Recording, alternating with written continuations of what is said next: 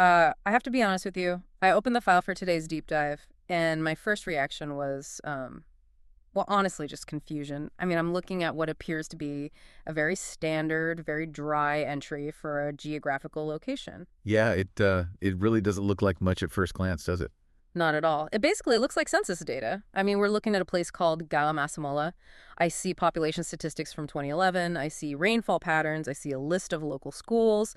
It feels like we're about to discuss municipal zoning laws in rural South Africa or something. So, why exactly is this on our desk? Because that dry municipal exterior is actually exactly why this is so fascinating. You look at it and you think, you're just looking at a map, right? Yeah. But the source material we're analyzing today, which is essentially a community-edited history, Yeah. is arguing that the map is a lie. Way to lie. Or at the very least, a crime scene. Yeah. If you actually read the text, like really read the passionate, almost angry paragraphs tucked between those population stats, you realize this isn't just an encyclopedia entry.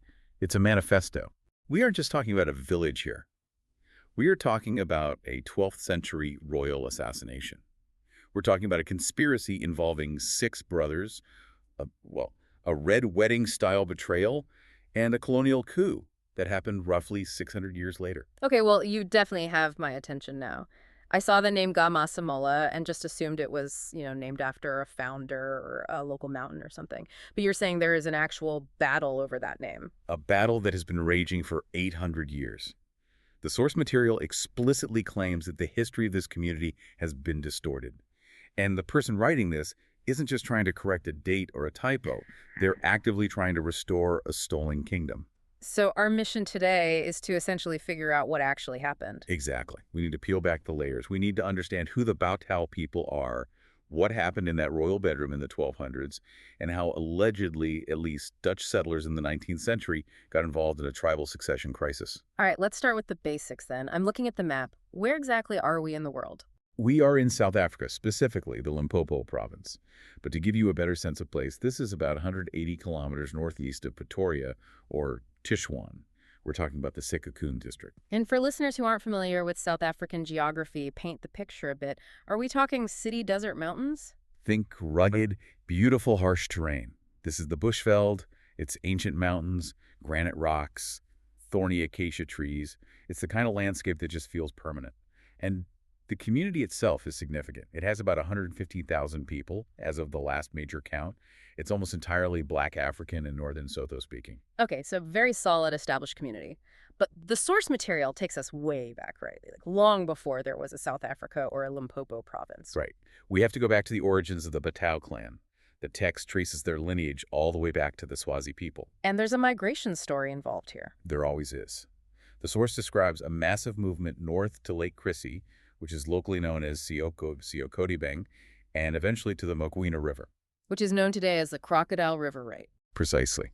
And this is where we hit our first major plot point. The Batau didn't just pass through this area. The source says they established themselves at the Mokwena River and lived there for a period of 200 years. 200 years. I want to just pause on that for a second because it's so easy to gloss over big numbers. In modern history, 200 years is the entire history of some nations. I mean, the United States has only been a proper country for a little bit longer than that. It is a massive amount of time. So when the source says they lived there in relative peace and stability for 2 centuries, that implies a golden age, doesn't it? That's generations of culture and law and agriculture and identity being built up without major conflict. It absolutely suggests a highly organized society. You just don't get 200 years of peace by accident. And the source credits this era to the founding king, King Mokwena II. He was the firstborn son of King Matlebjane II. And because of him, the area was known as Gawina from the late 1200s. Okay, so listener note that name. Ga Mokwena, named after the eldest son. But the place we are looking at today on the map is called Ga Masemola. And that discrepancy is the engine of this entire story. Masemola was not the first son. Right. He was the 5th. So how do we get from the first son to the 5th son? I'm guessing the whole peace and stability thing didn't last forever? No, it did not. It ended in blood. The source gives us a very detailed account of the family dynamic of King Matlebjane II. He had 6 sons, and the birth order is crucial here. Walk me through the lineup. Okay, so firstborn is Mokwena, second is Saloni, third is Mogashoa, fourth is Fala, fifth is Masemola, and the 6th, the absolute youngest, was a boy named Fodo. 6 sons. That is a lot of potential heirs, and quite frankly, a lot of potential rivalry. And according to the oral history preserved in this text, the rivalry turned into a full-blown conspiracy. The brothers, or at least most of them, decided that it was time for the king to die. I mean, that's patricide. Regicide and patricide. The plan was brutal in its simplicity, but it was also incredibly cowardly. They conspired to kill their father in his resting place. But here is the catch. They didn't want any single brother to bear the guilt alone. They wanted collective responsibility, like a blood pact. So they all agreed to just stab him together. That was the plan on paper. But there was a twist, a deception within the deception. The older brothers tricked the youngest one, Photo. Tricked him how? The source says they deliberately blunted their spears. They turned the tips or ground them down so they wouldn't penetrate deep. But for Photo, they left his spear razor sharp. Wow. That is psychological warfare right there. It's chilling, isn't it? So they basically set him up. They all go into the room. They all make the motion of stabbing the king. But because their spears are blunt, they only cause bruising or really minor wounds. Photo, thinking he is just doing exactly what his older brothers are doing, strikes with a sharp weapon. He ends up delivering the fatal blow. And in the morning? In the morning, the brothers inspect the weapons. And of course, only Photo's spear is covered in blood. And the brothers just completely turn on him. Immediately. The text literally says they cried aloud, hysterically, with painful voices. They performed this massive show of grief. They pointed at the bloody spear and said, "Look, Photo has killed our father." That is the perfect crime. I mean, they get the king dead, which is what they wanted all along, but they also remove a competitor for the throne by completely framing him. And they destroy his reputation forever. The source says Photo was despised and rejected by the people. He became an absolute pariah. You know, when you read history books, you usually just get dates and maybe battle locations. You so rarely get this level of specific narrative detail, the blunt spears the fake crying. It genuinely feels like a movie script. Well, that is the power of oral history. And this is actually a really important point for us to dig into. How do we know this happened in the 1200s? There were no court stenographers hanging around. Right. It's not like there's a police report filed in 1250 that we can pull up. Exactly. But there is something much more durable than paper. Language. The source explicitly cites idioms, actual sayings people still use in that region today that were born directly from this murder. Give me an example. One of them is Matlebjane o Baleel Ketswala. Which means what exactly? Roughly, it translates to being killed by your own kin or birth, killed Matlebjane. It's a saying you would use today when someone very close to you betrays you. So every time someone uses that phrase in the modern day, they are essentially referencing that exact murder from the 1200s. Exactly. It's an archive that lives in the mouth.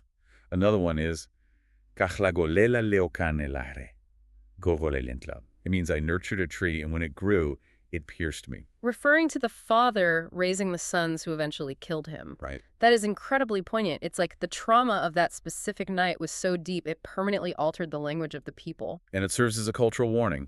Don't trust those closest to you. But this is exactly where our detective work has to get a little more skeptical. How so? We have this dramatic story of the brothers killing the king. But the source material, this supposedly neutral entry, has a very specific agenda. Did you notice the contradiction regarding the eldest son, Mokwena? Now that you mention it, yes.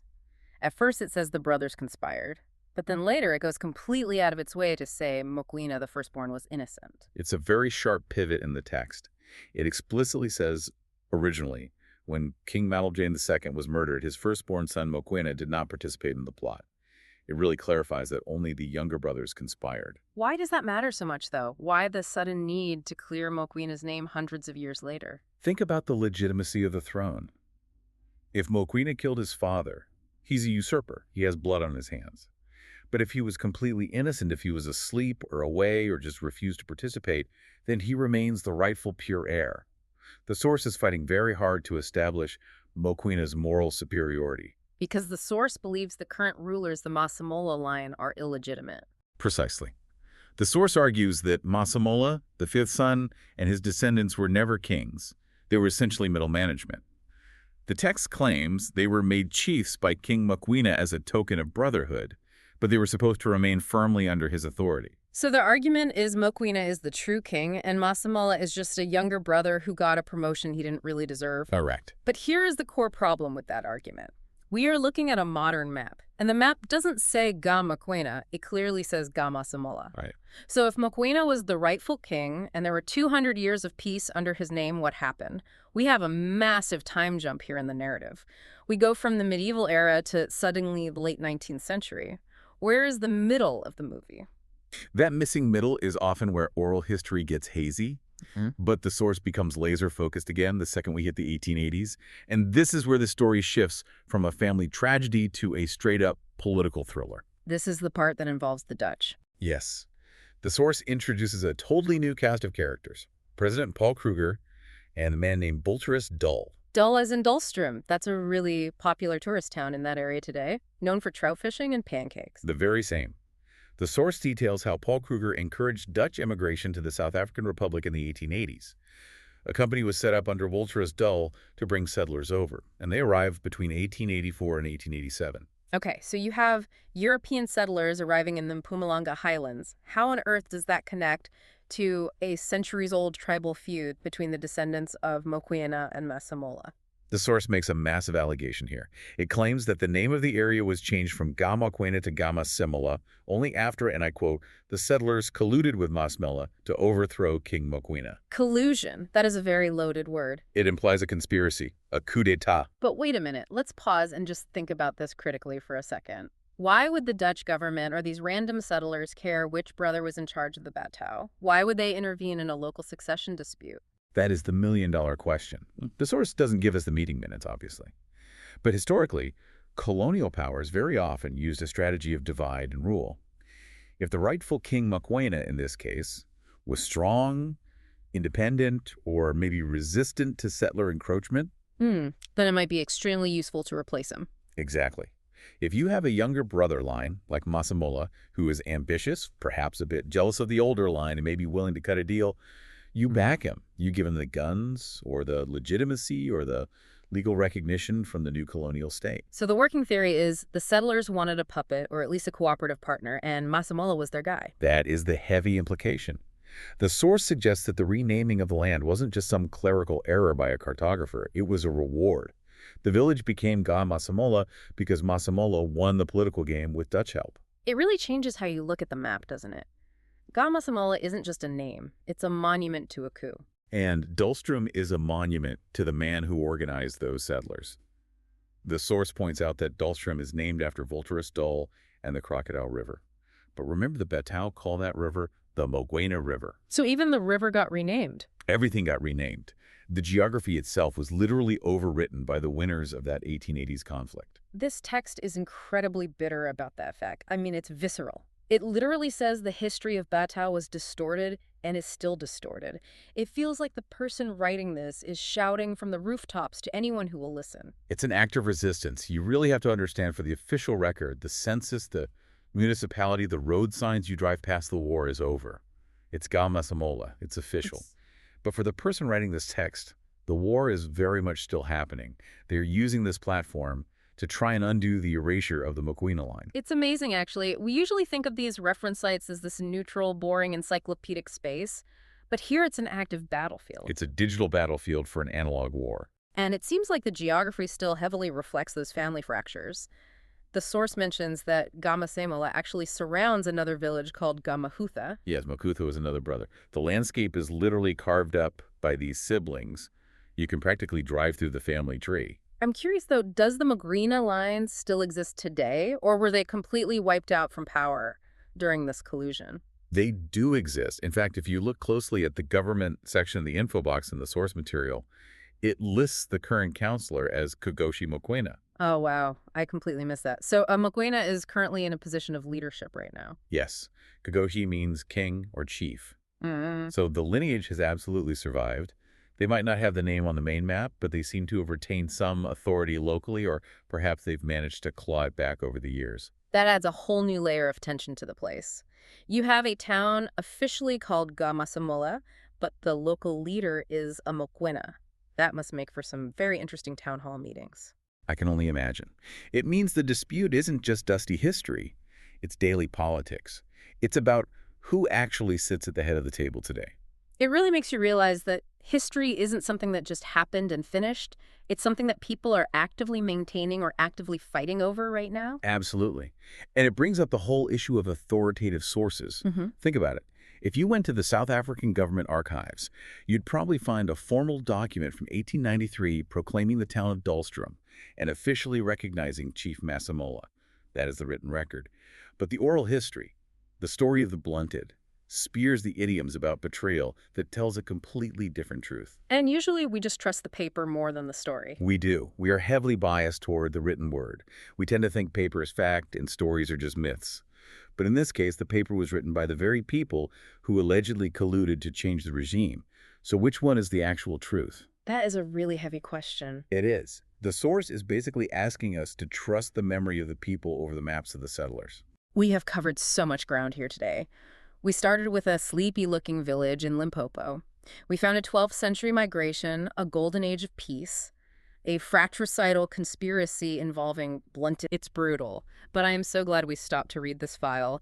It's a reminder that everyone's hometown has a ghost story. Indeed it does. And sometimes that ghost is still fighting for the throne. I want to leave you, the listener, with that thought. Next time you look at a map, or even your own address, ask yourself, is this the name of the hero? Or is this just the name of the guy who had the sharper spear, or maybe the better political connections? A very provocative thought. Thanks for diving deep with us today. This was a really wild one. Always a pleasure. We'll catch you on the next deep dive.